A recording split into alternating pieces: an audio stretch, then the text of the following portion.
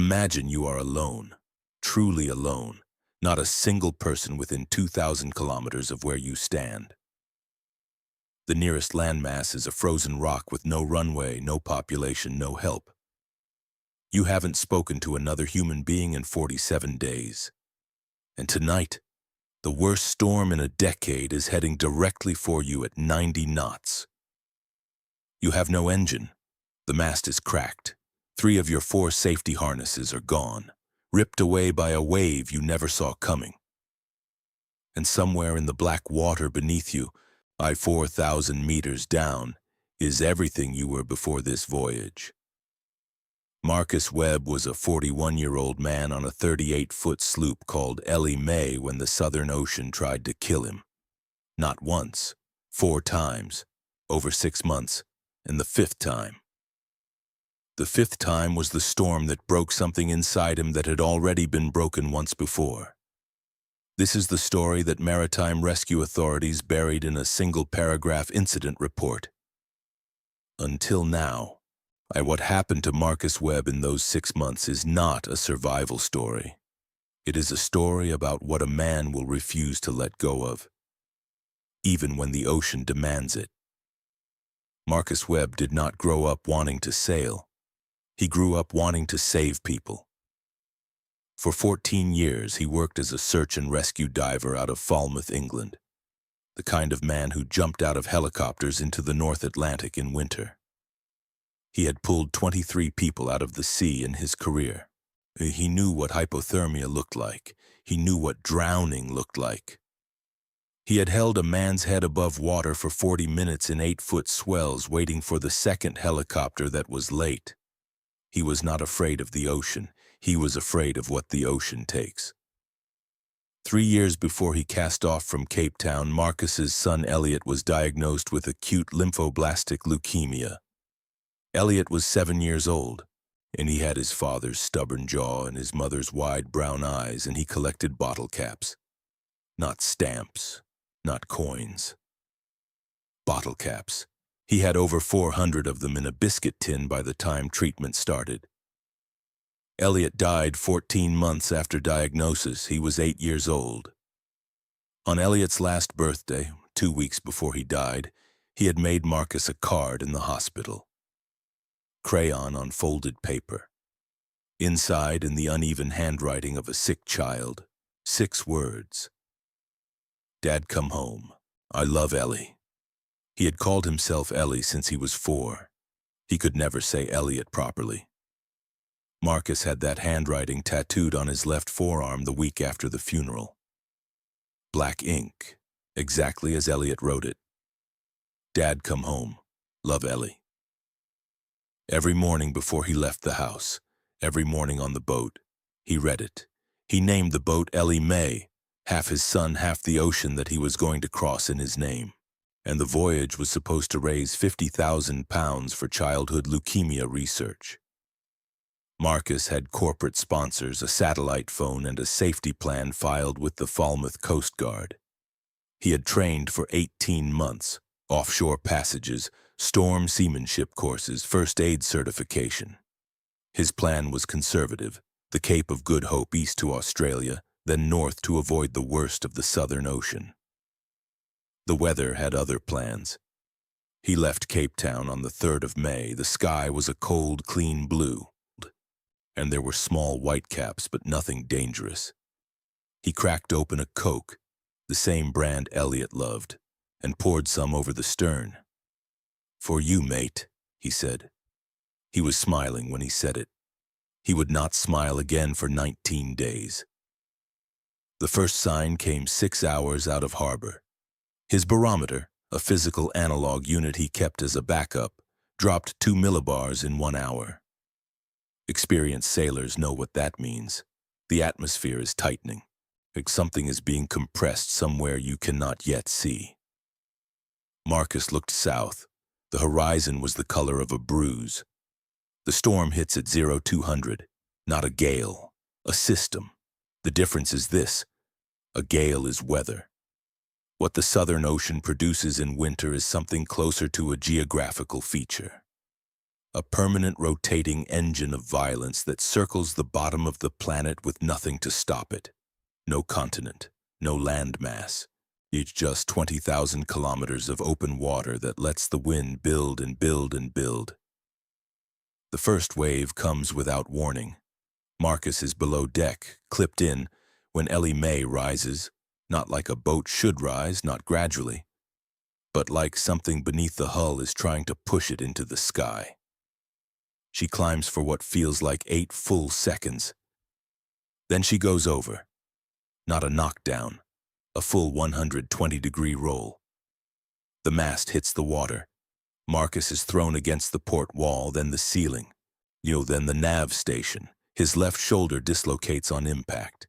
He does not know this yet because the entire cabin is upside down and seawater is pouring through every seal and hatch, and he is trying to find which direction is up. Ellie May rights herself. She rights herself because Marcus had weighted her ballast keel correctly. She rights herself because the hull design is built for this.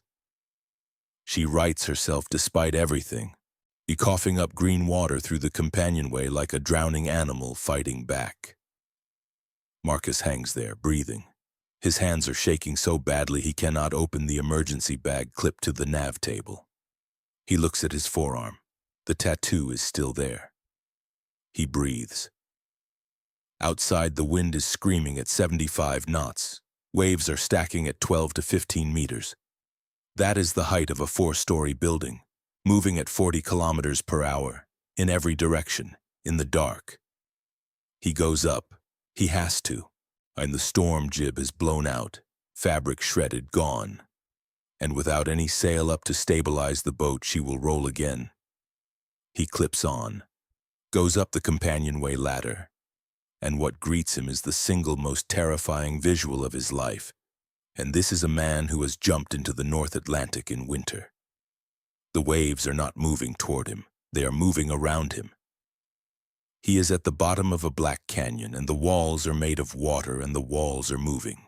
Yet he works for 22 minutes in the dark, in 75-knot wind, with one usable arm, to get the storm jib replaced with a scrap of heavy canvas he has lashed to the foredeck as backup. His fingers are numb in 4 minutes. Frostbite begins at these temperatures in 7. He keeps moving because stopping is dying. The boat stabilizes. He gets back below. He sits on the floor of the cabin and does not move for 6 minutes. His shoulder is wrong, and his emergency radio has been flung against the bulkhead and the screen is cracked. His satellite phone is dry, not protected in its Pelican case. But the antenna for his AIS transponder has snapped off at the mount. He is invisible to every ship in the Southern Ocean. He is 340 nautical miles from the nearest shipping lane. He has no engine. The shaft seal had been leaking since day 2, and he had shut it down to prevent flooding. He is completely, entirely alone. To survival truth. Solo offshore sailors in the Southern Ocean routinely operate without backup AIS antennas, a $180 component that can mean the difference between being a visible vessel and a ghost ship. Maritime safety experts now recommend carrying 2 independent AIS units on any voyage south of 40 degrees latitude. Webb had one. Day 3. Marcus's shoulder is back in socket. He had done it himself using the cabin wall and a method he learned in a first aid course and prayed he would never need. He strapped it in a makeshift sling made from a sailing jacket sleeve. He could use the hand. Barely. The storm had passed, but the damage was everywhere.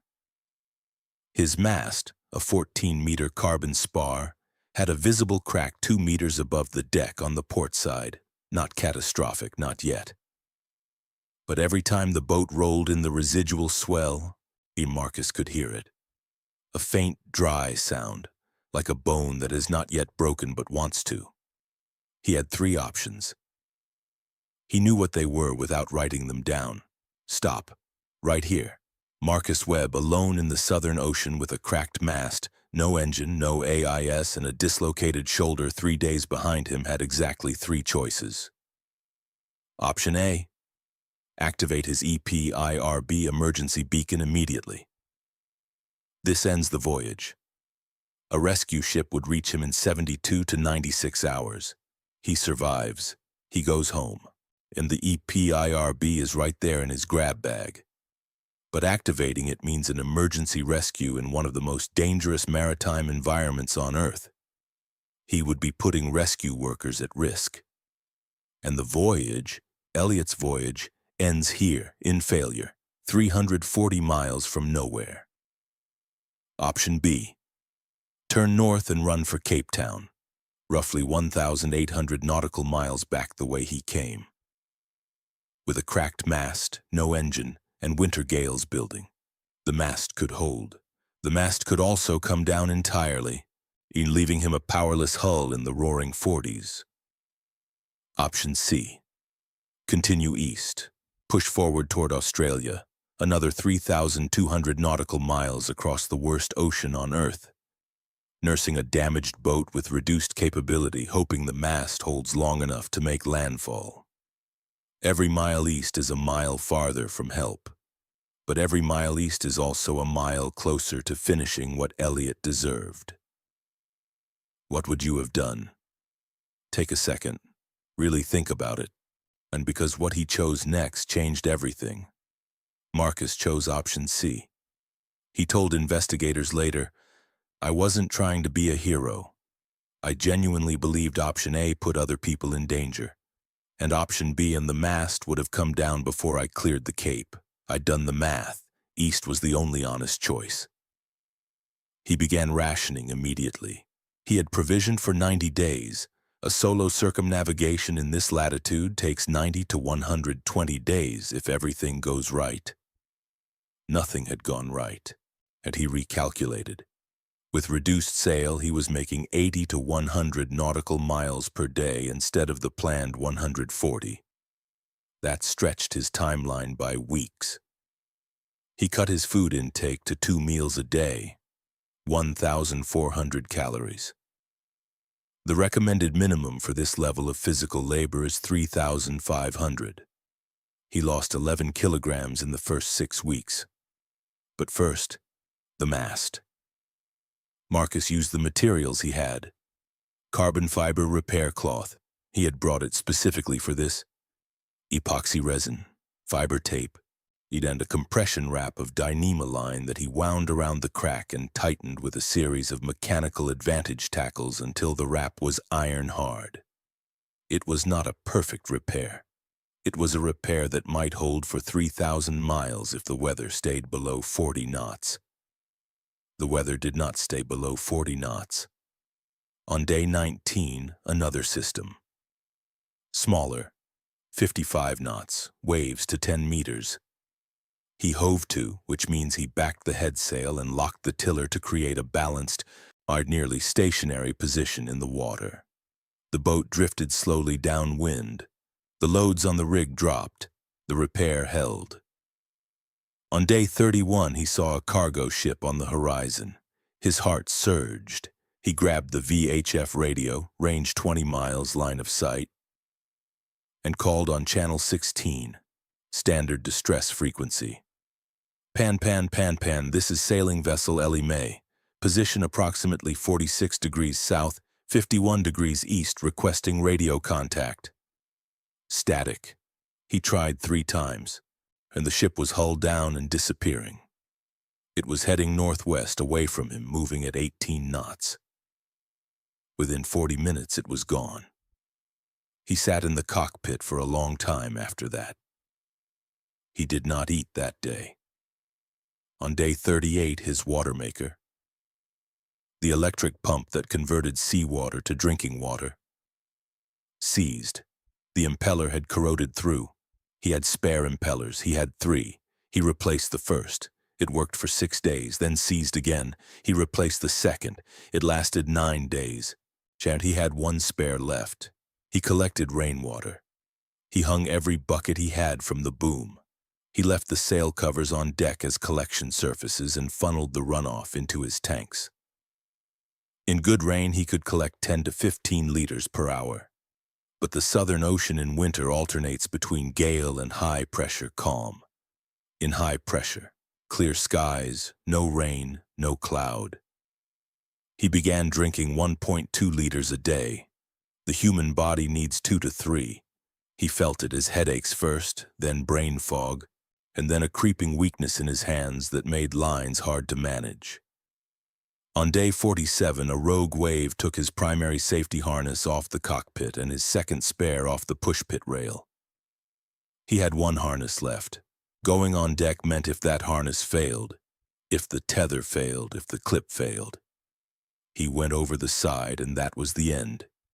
He went on deck 12 times in the next 30 days. Every time he kissed the tattoo before he clipped on. Day 74. And he was 800 miles southwest of the Australian coast. Close. Closer than he had ever been to anything solid in 2.5 months. He could feel Australia the way a man can feel a fire from across a cold room, not touching it yet but aware it exists. Then the second mast crack appeared, not where the first one was, higher up, 60% of the way to the top, where the wind loads are transferred from the sail directly into the spar. Marcus saw it when he went up to clear a fouled halyard. A hairline split running 6 inches along the carbon, white and dry against the black weave. He came back down and sat at the chart table. 800 miles, at current speed, 8 to 10 days. He looked at the repair. He looked at the new crack. He looked at the barometric pressure. It was dropping, 2 millibars per hour, exactly as it had the night he left Cape Town. He had 4 hours before it hit. He moved fast, and he got every piece of line he could spare and ran it from the mast to the deck, running backstays, preventers, a cat's cradle of tension that might share the load enough to keep that spar in the air. He lashed, tied, trimmed. His shoulder screamed. He ignored it. He worked until his hands were shaking and his vision was graying at the edges from hunger and dehydration, and he kept working. The storm arrived at midnight. It was worse than the first one. 65 knots, 8 waves to 14 meters. And this time the waves had a different character. The Southern Ocean had a fetch, an unobstructed run, of nearly 6,000 miles behind this system. The waves were not random, they were organized. They came in sets. Giant rolling mountains of dark green water, all moving in the same direction with the same terrible intention. The third wave of the first set took Ellie May on the beam. The mast came down, not slowly, not with warning. 1 second it was there. On the next it was in the water, still attached to the boat by the standing rigging, dragging like a sea anchor, pulling the bow around broadside to the waves, which is the most dangerous orientation a sailboat can be in. Marcus went up. He had to cut the rig away or the next wave would finish the boat. He clipped on, 1 harness, 1 shot, and went forward in the dark, in 65-knot wind, with the boat rolling 40 degrees each way to the point where the mast had broken. The rigging was thrashing. In 1 loose shroud wire under that kind of tension can take a hand off. He had seen it happen once in a training exercise. He moved around the wire. He worked the bolt cutters. He had kept them specifically for this, labeled, "Clip to the mast base," and started cutting. Wire by wire. His left shoulder gave out entirely on the third cut. The arm dropped. Useless. He switched to his right hand. He was right-handed. The bolts cutters were designed for 2 hands. He made it work. On 3 wires left when the next wave hit. Ellie May went to 90 degrees. Marcus went into the water, not overboard. The tether held. But he was in the ocean, submerged, dragging behind the boat at the full length of his tether in the Southern Ocean in winter. And for 4 seconds he was completely underwater with no ability to breathe and no way to know which way was up. The boat righted. The tether held. He came back. He was on his knees on the deck, heaving water, gasping. And the three remaining wires were still there, and the mast was still dragging, and his left arm was dead, and he had no idea if he had the physical strength left to close those bolt cutters enough to cut 8mm stainless steel wire with one hand. And then, and this is the moment that Marcus Webb describes differently every time he is asked about it, he looked down at his forearm, at the tattoo, at 6 words in a sick child's crayon handwriting. Dad, come home. Love, Ellie. Come home, come home. Yet he did not think. He stopped thinking. He put the bolt cutters around the wire, and he used every single gram of force his right hand and wrist and forearm contained, and he closed those blades. The wire snapped. Then the second. Then the third. The mast slid away into the black water. Ellie May came upright, wallowing, unsteady without the counterbalance of rigging, but floating, but whole, but alive.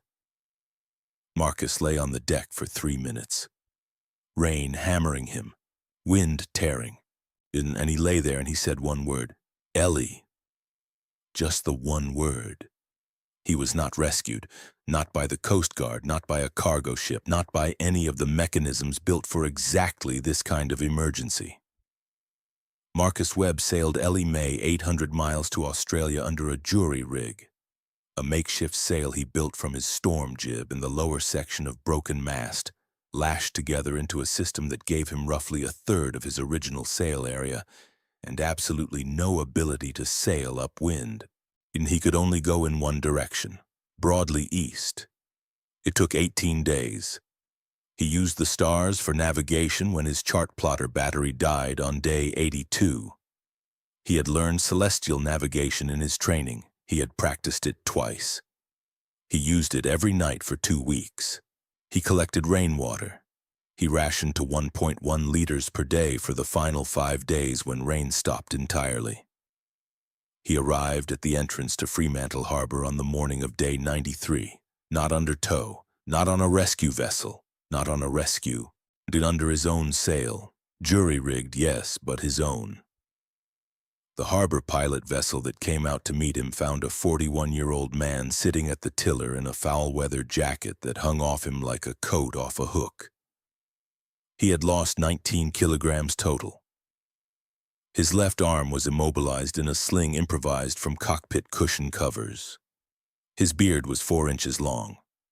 The boat's mast was a stump. He was conscious. He was coherent. He was holding a cracked Pelican case in his lap. Inside the case, the satellite phone, his passport, and a folded piece of paper, a photocopy laminated of Elliot's birthday card. Dad, come home. Love, Ellie. The harbor pilot asked him if he needed medical assistance. Marcus said, in a moment. He turned and faced the open ocean and the direction he had come from, and stood there for 10 seconds. Then he turned back around and said, all right, yes. Survival truth. A $700 self-steering wind vane, a mechanical autopilot that requires no electricity, would have dramatically reduced Marcus's physical workload and injury risk throughout the 93-day passage. Unlike electric autopilots, wind vanes function indefinitely with no power source. It is standard equipment on every professional offshore solo passage, and was absent from Ellie May. Marcus Webb spent 11 days in Fremantle Hospital, shoulder reconstruction, severe dehydration, malnutrition. 3 stress fractures in his right hand, the hand he had used to close those bolt cutters on the final wire. The surgeons told him the cuts had been made after those fractures had already formed. Meaning, he had cut 3 wires of 8mm stainless steel with a broken hand. His sponsors had given up the search after day 71 when his AIS signal had been dark for over 2 months. His emergency beacon had never been activated.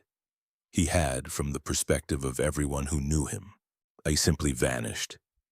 His ex-wife received the call from the harbor pilot at 6:17 in the morning. She did not say anything for a long time. Then she said, "Is he angry at anyone?" The pilot said, "No, he seems calm." She said, "Good. That means he's all right." Ellie May raised £68,000 for childhood leukemia research, 36% more than the target. The fundraising page had stayed live the entire time Marcus was missing, and in the weeks after his disappearance, thousands of strangers had donated, not because they expected him to survive, but because they had read about Elliot. In one interview months later, Marcus was asked what he thought about during the worst moments. He said, "I thought about the fact that Elliot died afraid and I didn't get to be there to tell him it was all right. I couldn't do anything about that. But I could decide whether I was going to be afraid. And I decided I wasn't going to give the ocean something I'd already refused to give to a hospital room. That is the truth about survival. It is almost never about skill. It is about what you refuse to surrender." 3 decisions changed everything in this story. Decision 1. Leaving Cape Town without a backup. AIS transponder. Marcus filed a sale plan and had a primary AIS. When the antenna snapped off in the first storm, he became invisible to every vessel in the Southern Ocean, and he should have carried a Class B AIS unit in his grab bag, waterproof, battery-powered, entirely independent of the boat's electrical system. They cost £350. His invisibility stretched a manageable emergency into a 6-month ordeal because no passing vessel could see him to offer help. Decision 2. No manual backup watermaker. His electric watermaker impellers failed progressively, forcing dehydration rations for the final weeks of the passage. A hand-pump watermaker, simple, no electricity, yet no impeller, costs less than £150 and fits in a shoebox. Under severe dehydration, cognitive function degrades. Decision-making degrades. Every mistake Marcus made in the final 3 weeks was made on a brain running at less than full capacity. Most sailors skip manual backup watermakers because they trust their electric system. That is the exact mistake made under ordinary thinking that becomes catastrophic under stress. Decision 3. Not activating the EPIRB on day 1. And this is the most complicated decision. Marcus chose not to activate his emergency beacon because he was concerned about endangering rescue personnel. That instinct, a rescuer's instinct, almost killed him. Maritime rescue professionals are trained and equipped for Southern Ocean conditions. Activating an EPIRB is not putting anyone in unnecessary danger. It is using the system built specifically for this situation. Marcus's hesitation cost him 90 days of suffering and near death. The EPIRB was in his grab bag for 93 days and he never touched it. Any one of these made differently, and this story ends another way. That is the terrifying truth about survival. It is almost never one catastrophic failure. It is 3 small ones, in a row, made by a capable, experienced person who trusted the wrong things at the wrong moments. Marcus Webb was one of the most prepared solo sailors to ever enter the Southern Ocean. And it almost wasn't enough. And what does that say about the rest of us? Here is what Marcus Webb never told the media. On day 61, the lowest day, the day after the watermaker failed for the 2nd time, the day he genuinely considered activating the EPIRB, he went below deck and sat at the chart table for 2 hours without moving. He later told his doctor he had been conducting an argument.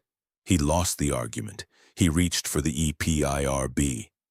And then his hand, cracked, swollen, barely functional, knocked the Pelican case off the shelf.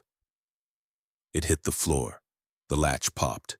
The photocopy of Elliot's card slid out across the wet cabin floor. He picked it up. He read it. He put the EPIRB back. That piece of paper, a copy, not even the original, laminated at a Staples in Falmouth for £1.20, is the reason Marcus Webb is alive. A storm took his mast. A broken hand cut the rig free. A photocopy kept a man from giving up. And somehow the Southern Ocean, in which has swallowed ships and sailors and entire expeditions, somehow it gave him back. The next story we are telling involves 12 mountaineers who were supposed to summit and return in 3 days. They were found alive on day 31. 4 were not found at all, and the decision that split them, made at 7,400 meters above sea level in zero visibility, was made in less than 8 seconds. Even if stories like this remind you that humans are built to survive anything, you already belong on this channel.